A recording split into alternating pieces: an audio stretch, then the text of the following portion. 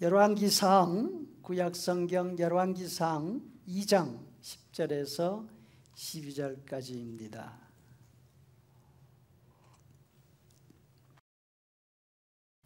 다윗이 그의 조상들과 함께 누워 다윗성에 장사되니 다윗이 이스라엘 왕이 된 지 40년이라 헤브론에서 7년 동안 다스렸고 예루살렘에서 33년 동안 다스렸더라. 솔로몬이 그의 아버지 다윗의 왕위에 앉으니 그의 나라가 심히 견고하니라. 아멘. 오늘 함께 나눌 하나님 말씀 제목은 자기 손으로 세운 솔로몬의 나라입니다. 여러분, 솔로몬 잘 아시죠?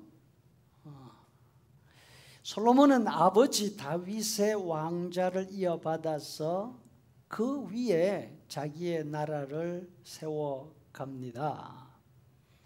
이런 사람 이야기 들으면 참 부럽죠. 어리고 나약했지만 아버지 덕분에 왕이 되었습니다. 그 나라를 든든히 세워가는데 별 어려움이 없습니다. 12절에 보니까 솔로몬이 그의 아버지 다윗의 왕위에 앉으니 그의 나라가 심히 견고하니라. 아버지 잘 만나서 그 자리에 앉았습니다. 남들은 평생 죽도록 고생해도 꿈도 꾸지 못하는 그런 자리입니다. 성경은 솔로몬의 통치를 시작하는 그 시점에서 이렇게 선언하시면서 솔로몬 이야기를 풀어나가기 시작하십니다. 여러분, 이렇게 시작된 솔로몬 나라, 여러분이 생각하기에는 그 장래가 어떻게 될 것 같습니까?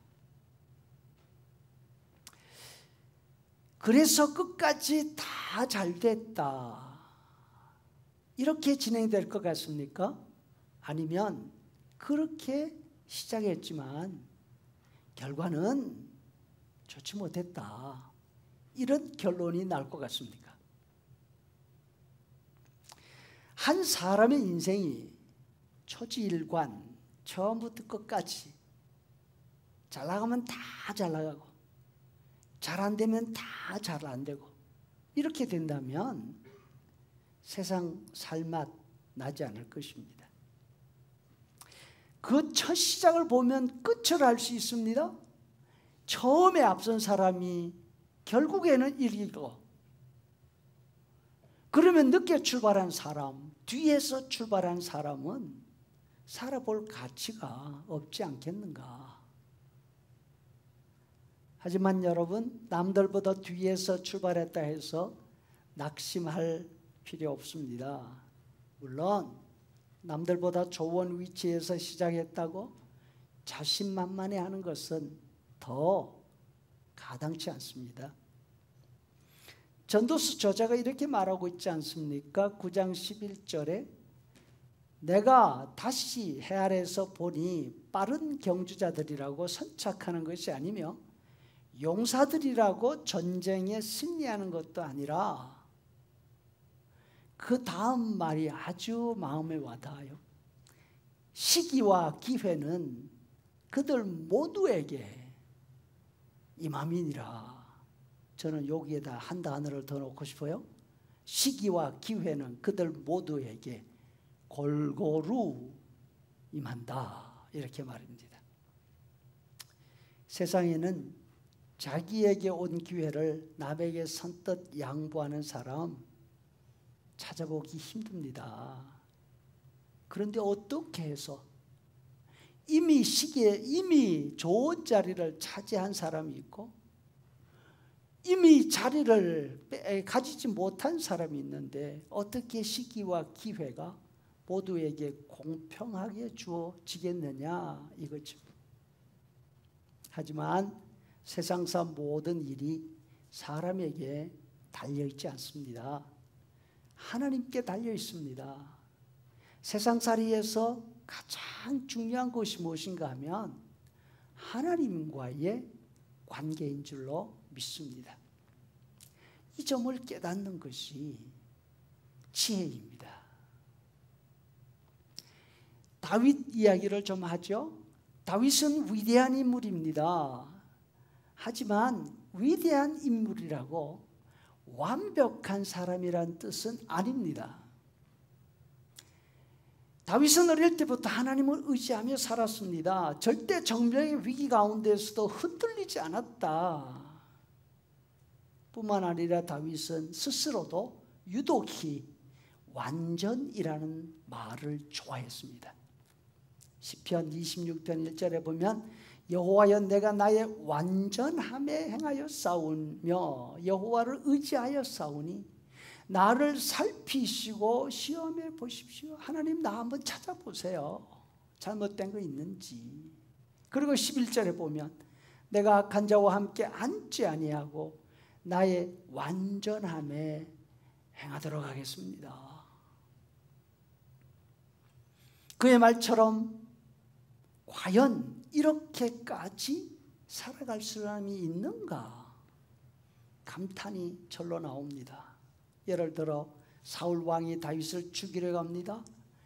나라 일까지 다 팽개치고 다윗만 쫓아다닙니다. 다윗이 사울에게 잘못한 일은 하나도 없지 않습니까? 오히려 사울을 위해서 골리앗과 싸워서 나라를 위기에서 구한 은인입니다. 사울이 살아있는 한 다윗 자신은 죽은 목숨입니다. 그럼에도 불구하고 결정적인 찬스에 사울을 죽이지 않습니다. 그 이유는 하나밖에 없습니다. 하나님이 세우신 왕이라는 이유 때문에. 장군들이 사울을 죽여서 후한을 없애야 되지 않겠습니까? 말합니다. 하지만 다윗은 사울에 관한 일은 누구에게 맡기겠다고요? 하나님께 맡기겠다. 이 정도 되면 이거는 진짜 도를 통한 거죠. 압살롬 반란 때 자신에게 돌을 던지면서 욕하고 저주하던 시므이에게도 마찬가지로 말을 합니다. 사무엘하 16장 12절에 보면 여호와께서 나의 원통함을 감찰하시리니 그의 저주 때문에 선으로 나에게 갚아주실 것이다. 그렇다고 여러분, 다윗에게 억울함, 분노가 전혀 없었던 것 아닙니다. 예를 들어서 자신이 사울에게서 도망쳐 다니면서 유대 광야에 있는 나발의 가축대를 지켜주지 않습니까? 자기 몸 하나 건수하기 어려운데도 위험을 무릅쓰고 지켜줬다는 거예요. 양털을 깎는 추수잔치가 열렸습니다. 다윗이 부하들을 보내서 그 잔치 음식을 좀 달라 요청합니다. 나발이란 사람이 다윗을 욕하면서 줄 거 없다고 거절합니다. 다윗이 분노합니다. 나발뿐 아니라 그 온 가족을 다 몰살시켜 버리겠다고. 군사들을 이끌고 그 집을 향해서 달려가잖아요. 더 말도 안 되는 잔인한 이야기가 있지 않습니까? 자신과 밧세바 관계를 감추기 위해서 충신이었던 우리아를 없앨 마음을 먹습니다. 치밀하게 계획을 세웁니다. 욱한 거 아니에요. 요압의 손을 통해서 그를 죽게 만듭니다. 다행스럽게 나발 집안을 몰살시키려 했던 다윗의 생각은 중단되었습니다. 왜? 나발의 아내 지혜로운 아비가일이 다윗의 길을 막아섰기 때문에 그렇습니다. 아비가일의 말을 들은 다윗은 자신의 분노가 잘못됐다는 걸 알고서 이렇게 말합니다. 사무엘상 25장 33절 네가 오늘 피를 흘릴 것과 내가 직접 복수하는 것을 막았느니라. 너에게 복이 있을지로다. 나를 막아서 사람을 해하지 않게 하신 분은 바로 하나님이시다. 반면에 여러분, 우리아의 경우는 다윗의 그 악하고 잔인한 계획을 막아서는 사람이 아무도 없었습니다. 어떻게 됐습니까? 끔찍한 살인으로 이어졌지 않습니까? 성경은 다윗의 좋은 모습, 완벽한 모습만 말하지 않습니다. 눈 하나 깜짝하지 않고 살인을 교사하는 그 다윗의 모습도 있는 그대로 보여주고 있으십니다. 이것은 최초의 살인자였던 가인의 모습과 다르지 않습니다. 동생하고 함께 이야기하면서 동생을 칼로 살해합니다. 뿐만 아니라 가인의 오대손 라멕은 자신이 사람 죽인 일을 아내들에게 대놓고 자랑합니다. 창세기 4장 23절, 라멕의 아내들이여 내 말을 들으라. 내가 사람을 죽였고 소년을 죽였도다. 누가 나한테 해를 가하면 내가 77배를 갚아줄 거야. 사람이 난 이와 같습니다. 누군가 막아서지 않으면 언제 무슨 일을 저질렀는지 아무도 알 수 없습니다. 다윗도 예외가 아니었습니다. 그러나 다행스럽게도 다윗은 자신의 속마음에 무엇이 들어있는지를 알았습니다. 그래서 자신의 악함을 하나님이 막아주시라고 기도합니다. 시편 51편 5절에 내가 죄악 중에서 출생하였으며 어머니가 죄 중에 나를 잉태하였나이다. 주의 얼굴을 내 죄에서 돌이키시고 내 모든 죄악을 지워 주소서. 여러분, 이렇게 자신의 악한 모습이 있는 다윗이지만 자신이 그것을 누르고 혹은 자신의 위기에도 불구하고 믿음으로 살아오려고 몸부리쳤던 다윗이 그 아들 솔로몬에게 유언을 남깁니다. 지난주에 생각했듯이 열왕기상 2장 3절에 너는 하나님의 명령을 지켜 그 길로 행하라. 그리하면 어디로 가든지 형통하게 될 것이다. 온 마음을 다해 하나님 앞에 살면 하나님의 말씀을 확실하게 이루게 하시리라. 너무나 귀한 유언이죠. 평생을 믿음으로 살아온 다윗다운 말씀입니다. 그런데 그의 유언은 여기에서 끝나지 않습니다. 계속해서 이어지는데 여러분은 다윗의 유언에서 어떤 말이 계속되기를 기대합니까? 저 같으면 그런데 아들아, 믿음으로 살아가는 일 쉽지 않단다. 나도 내 감정, 내 욕심대로 하려고 했던 경우가 한두 번이 아니었어. 그러니 너는 너 자신을 믿지 말고 하나님을 의지하도록 해라. 다윗만큼 산 사람이라면 당연히 이렇게 해야 되지 않았을까? 그런데 다윗 유언의 뒷부분 5장 5절에서 9절을 보면 사람이 완전하게 되는 일은 불가능하니까 하나님이 막아주시도록 기도하고 하나님을 의지하도록 해라. 이런 말이 없습니다. 오히려 두 번이나 너의 지혜를 의지하고 살아라. 너의 지혜를 의지하고 살아라. 이렇게 말을 합니다. 6절에 내 지혜대로 행하라. 9절에 너는 지혜 있는 사람이니까 지혜롭게 행동해라.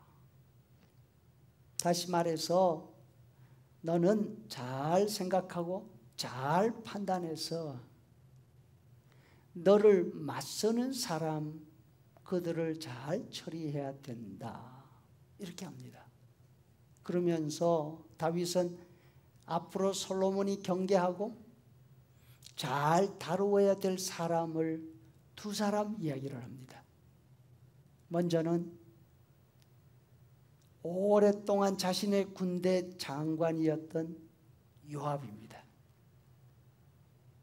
요압은 다윗에게 충성하는 것 같았지만 왕인 다윗 자신 모르게 두 사람 장군을 암살을 합니다.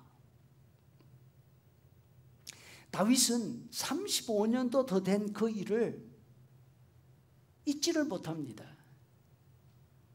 그리고 솔로몬에게 이야기합니다. 무슨 짓을 하려는지 알 수 없으니까 너는 잘 지켜봐야 돼. 이렇게 합니다. 다음으로는 사울 왕의 친척인 시므이라는 사람입니다. 자신이 압살롬 반란으로 위기에 처했을 때 저주한 사람이잖아요. 이 사울 가문 혹은 베냐민 지파를 이끌고서 또 무슨 짓을 할 수 있는지 모르니까 절대로 그냥 둬서는 안 된다. 이 두 사람을 이야기하면서 다윗은 솔로몬에게 너는 지혜롭게 행동해라 이렇게 말하고 있습니다. 그리고 요압과 시므이 그 사이에 솔로몬이 가까이 해야 할 사람 이름을 이야기해 줍니다. 누군가 하면 바로 길르앗 사람 바르실레였습니다. 바르실레는 다윗이 가장 큰 어려움에 처해 있을 때 자신의 전 재산을 풀어서 다윗과 다윗의 가족과 그 많은 사람들을 먹여 살린 은인이었습니다. 솔로몬에게 이야기합니다. 그 사람과 그 사람 가족은 네가 언제든지 믿을 수 있는 사람이야. 잘 챙기도록 해라. 여러분, 다윗은 유언의 앞부분과 뒷부분이 왜 이렇게 완전히 다른 이야기를 하고 있을까요? 앞뒤가 맞지 않는 유언을 아들 솔로몬에게 남기는 원인이 무엇일까요? 앞부분에서는 원칙적으로 하나님의 말씀, 모세 이야기를 하고 있습니다. 하지만 뒷부분에서는 현실로 돌아와서 자신이 겪어온 실제적인 경험을 이야기하면서 사람 조심해라. 세상에 믿을 건 너밖에 없다. 이런 뜻을 가지고 이야기하고 있습니다. 다윗은 믿음과 현실 차이에서 방황하고 있는 것입니까? 다윗도 사람이잖아요. 다윗의 경우로 미뤄볼 때 이 세상을 살아가는 인생 가운데 완벽한 사람이란 없습니다. 입으로 믿음의 말을 정확하게 한다고 해서 그렇게 다른 사람에게 전한다고 해서 자신의 마음속에 정말로 그렇게 할 수 있는 사람 없는 것 같아요. 모두 다 순간마다 하나님의 은혜로 통제받아야 되는, 그래야지만 유혹을 자기 마음대로 하고 싶은 유혹을 피해갈 수 있는 그런 죄인들인 것이죠. 왜 이렇게 달라졌을까요? 왜 이렇게 두 말이 일치되지 않는 유언을 남겼을까 생각해 봅니다. 다윗은 평생 하나님의 말씀을 따라 살았습니다. 하나님의 말씀을 따라 사는 삶이 정말로 신나고 날마다 감격적인 삶이 되었다면 얼마나 좋았을까. 하지만 성경 기록으로 볼 때 다윗의 삶은 그렇게 신나는 일만 있었던 게 아닙니다. 가끔은 정말 하나님이 살아계시는구나, 정말 하나님이 나를 건져주셨구나 하는 감동들이 있었습니다. 하지만 다윗의 대부분의 삶은 고통과 기다림의 연속이었습니다. 우리의 믿음의 삶은 어떻습니까? 날마다 감격이 넘칩니까? 날마다 하나님의 구원하심을 손끝으로 느끼며 살아갑니까? 시편에 나오는 탄식시가 67개 정도 됩니다. 탄식하는 시, 감사시가 아니고 150편 가운데 3분의 1도 훨씬 넘잖아요. 그 가운데 대부분이 다윗의 시입니다. 대표적인 시가 여러분도 너무나 잘 아는 22편, 내 하나님 내 하나님 어찌 나를 버리셨나이까, 어찌 나를 돕지 아니하시나이까. 또 시편 13편, 여호와여 어느 때까지니까 나의 영혼이 번민하고 근심하기를 어느 때까지 해야 합니까? 나는 사랑하나 저희는 도리어 나를 대적합니다. 나는 기도할 뿐입니다. 이 기도가 어떤 기도입니까? 탄식의 기도죠. 다윗은 자신의 삶이 너무나 고달프고 힘이 들었을 수 있습니다. 고난 중에 있을 동안에는 당연히 말할 것도 없죠. 왕이 된 이후에는 신나는 삶이었습니까? 모든 것을 다 할 수 있는 왕이 된 이후에도 다윗은 자기 마음대로 할 수 있는 일이 없습니다. 늘 참고 기다려야 했습니다. 자기 업적을 자랑하고 싶어도 자랑할 수 없었습니다. 왕으로서 다른 사람에게 수모를 당해도 복수하지 못하고 그 심판을 하나님께 맡겨야 했습니다. 여러분, 힘이 없어서 당할 때 그때도 죽을 맛이지만 힘이 있는데 참아야 되는 거, 그것도 만만치 않습니다.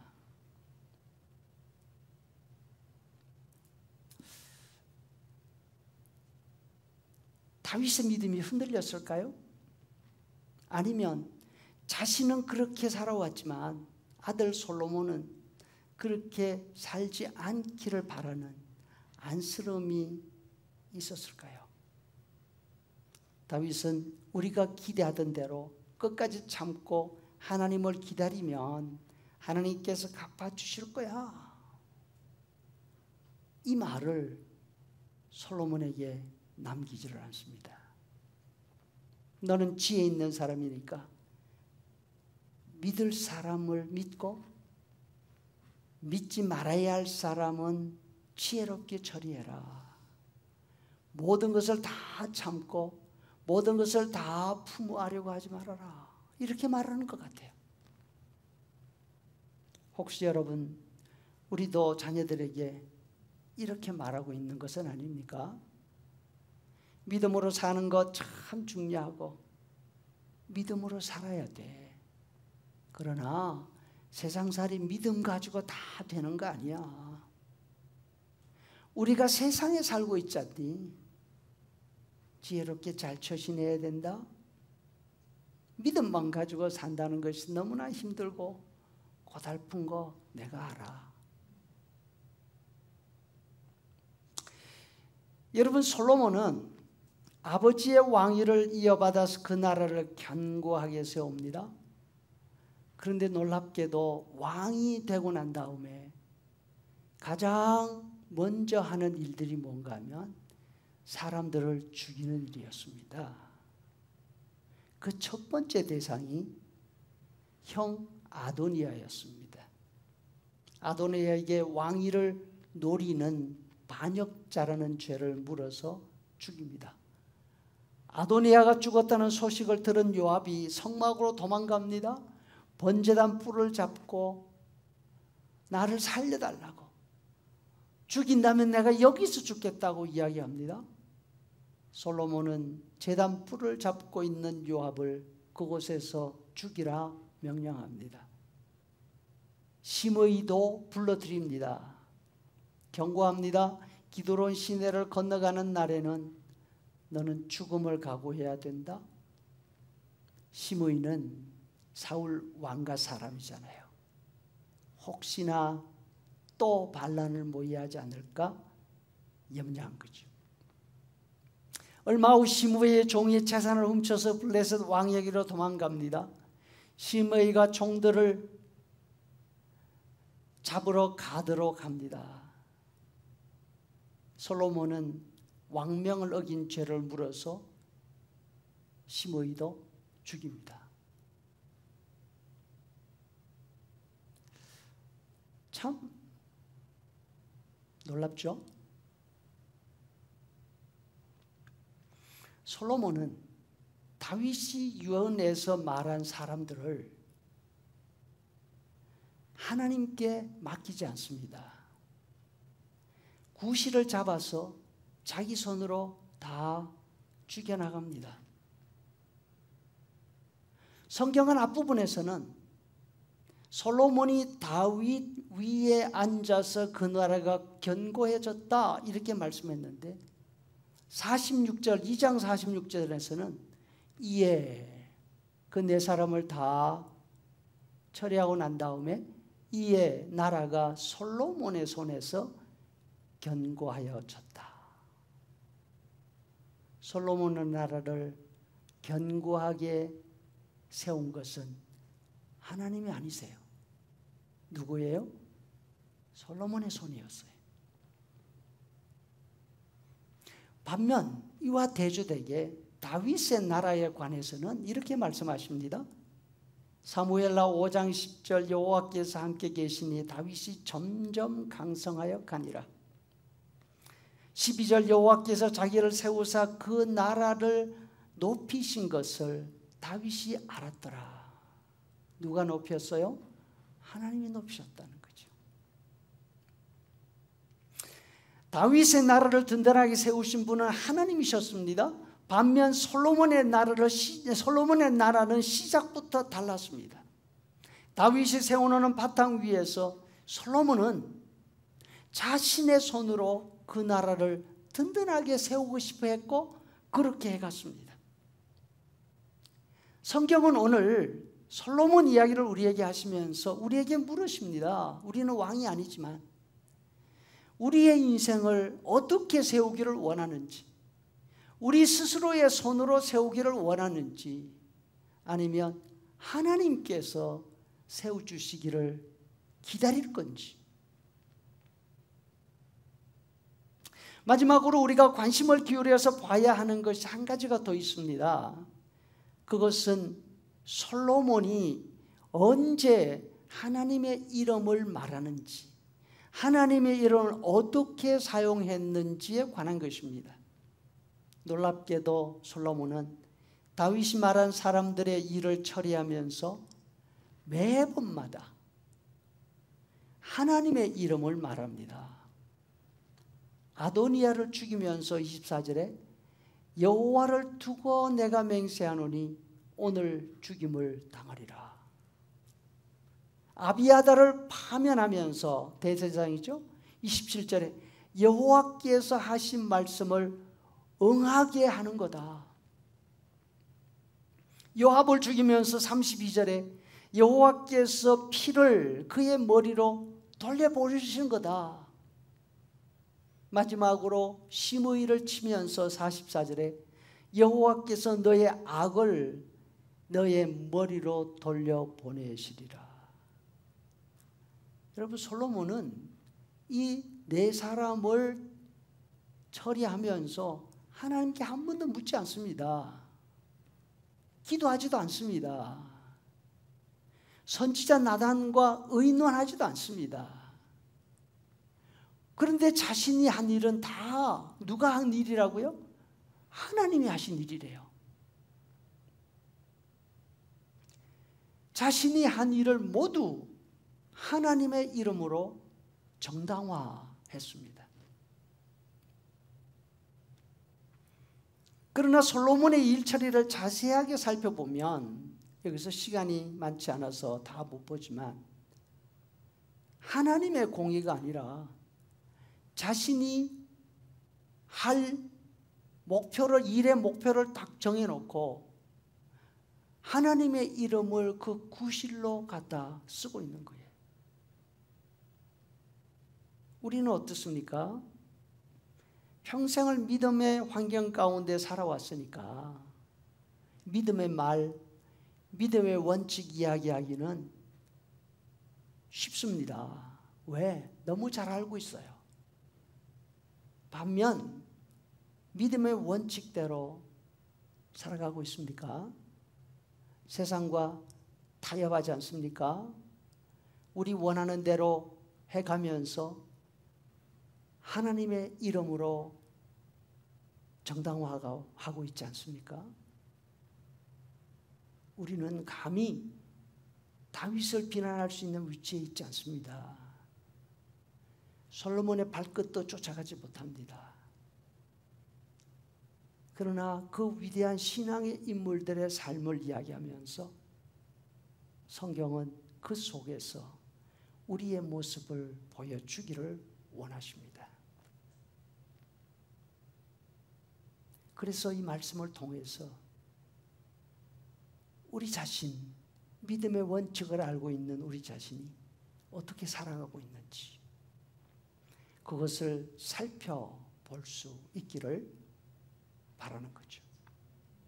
그래서 늘 부족하고 또 부족하지만 하나님의 이름을 빙자해서 우리 자신들의 행동을 정당화하지 않고 정말로 하나님의 뜻을 헤아리고 정말로 하나님의 공의를 이루어 드리기 위해서 애쓰고 또 애쓰고 그렇게 하는 믿음의 사람들이 되기를 소원합니다. 아멘.